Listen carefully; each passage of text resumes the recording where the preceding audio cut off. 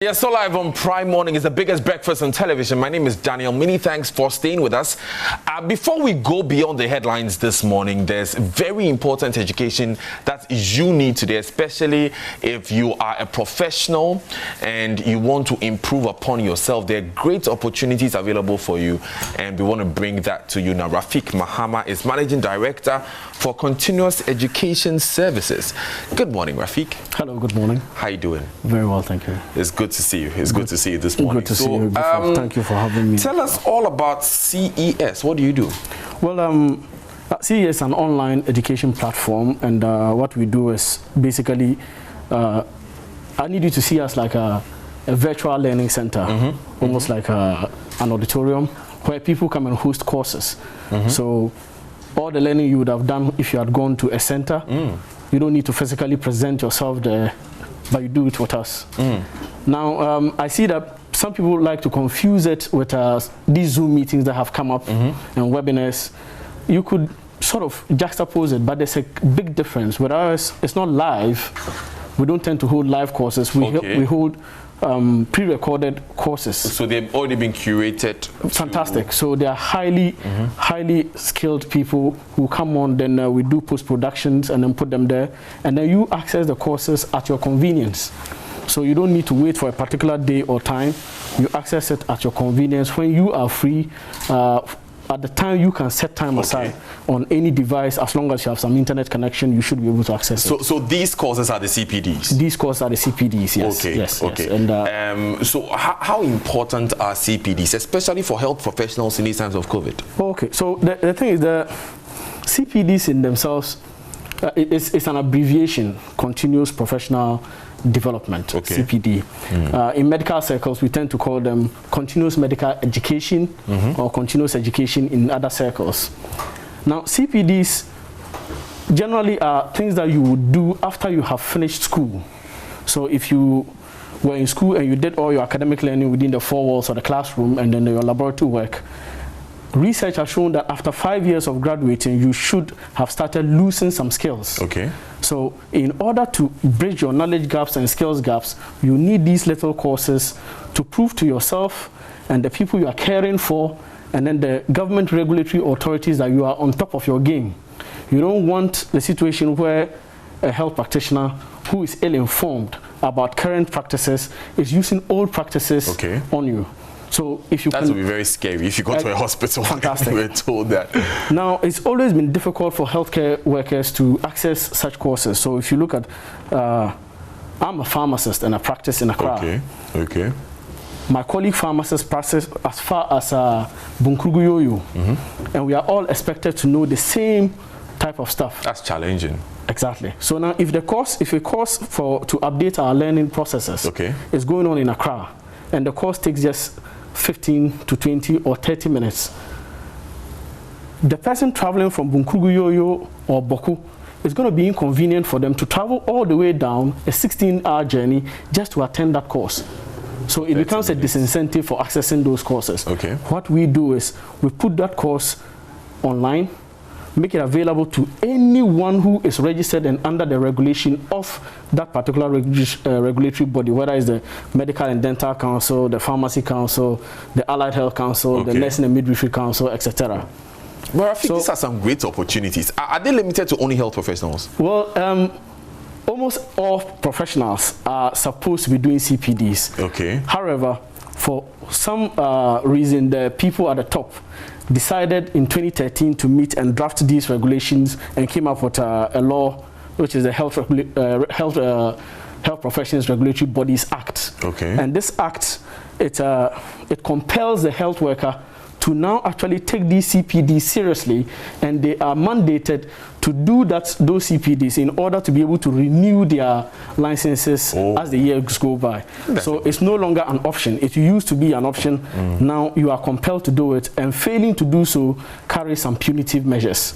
You know, one thing I've observed since this whole COVID thing broke, it's that we have had an opportunity to break the boundaries of the activities like that we do. So education is not a location, it's an activity. You can do it anywhere. Indeed. And I see that line in what you do with these CPDs, these online CPDs. Absolutely. But speaking of COVID, by the way, I understand you have some free COVID-19 healthcare courses. Yes. Actually, we have some courses. What we did was, in order to support healthcare workers, because we focus on healthcare workers, in order to support them during these COVID times, we have collaborated with various institutions, companies, and organizations to bring on board CPDs that are relevant to these health professionals. Now, we've had CPDs on finance and finance management. Okay. We've had CPDs on from pharmaceutical companies on diabetes management, and there's even one about to roll out on diabetes management in COVID-19. So managing diabetes is one thing.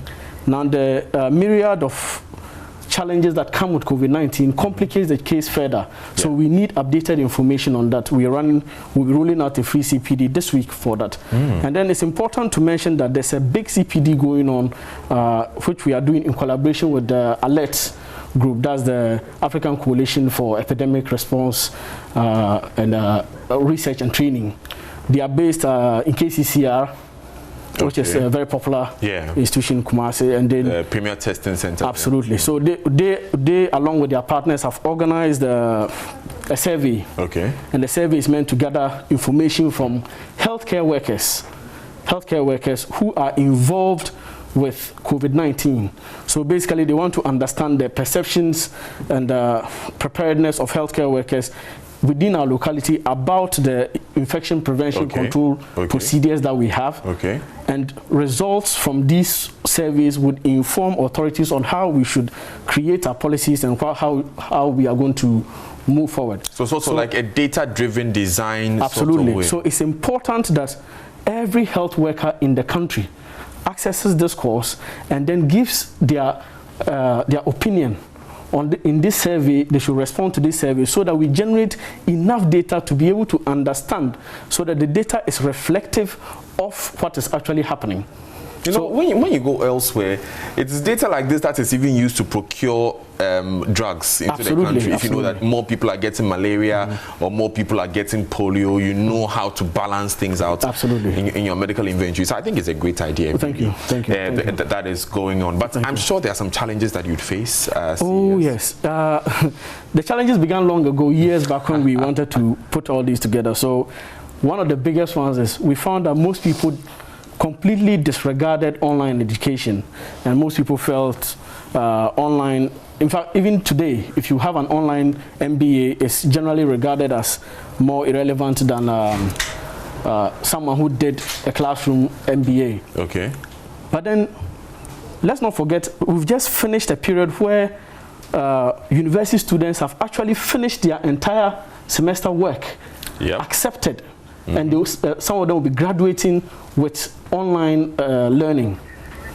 Let's not also forget that in this short period, almost all universities have moved their lectures and tutorial sessions online. True.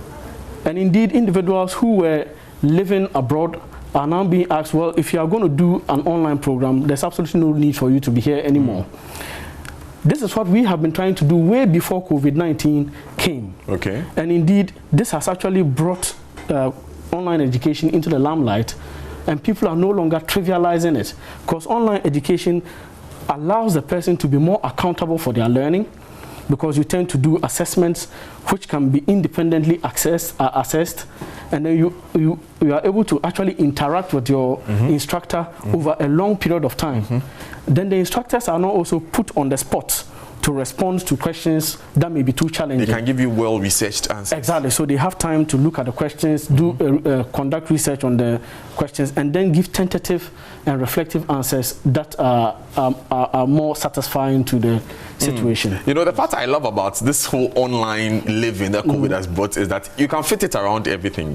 So I have been for classes whilst I'm at my desk in the office, you know, typing away at a story, but I'm listening to my lecture. I can still be engaged. I don't need to drive all the way across town, like you said. Absolutely. Sit in traffic before you can take part in any activity. So I think it's a great idea, really, that we are rolling these things out. But what does the future hold? I mean, what's the next big thing for CES and CPDs in general? Well, number one, I see that people are beginning to see that there's a lot of knowledge out there. So So it's no longer about, truth be told, most health professionals have always wanted to go do CPDs to acquire credit points, or what we call CPD points. Now the points for each of the regulatory authorities, they have a number of points you need to accrue over the year to be able to re-register and not face any punitive measures. Over the years, generally, most people would pursue CPDs just for the points. Now that knowledge is so much around, individuals have even accrued all the points they need for the year, and they are still participating in courses. And this is great going forward. And this is what we have been advocating, that CPDs and these sort of small courses should be readily available to allow people to be impacted. Okay. This is good for the health professional, it's good for the community, it's good for the regulator, and indeed good for the patient that we look after.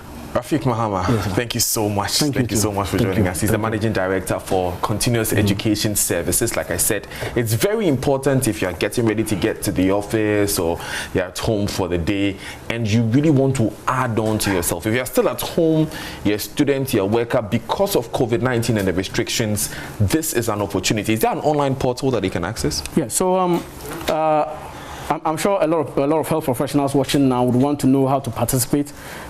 So our online portal is www.ces.edu, as in education.gh. So that's ces.edu.gh.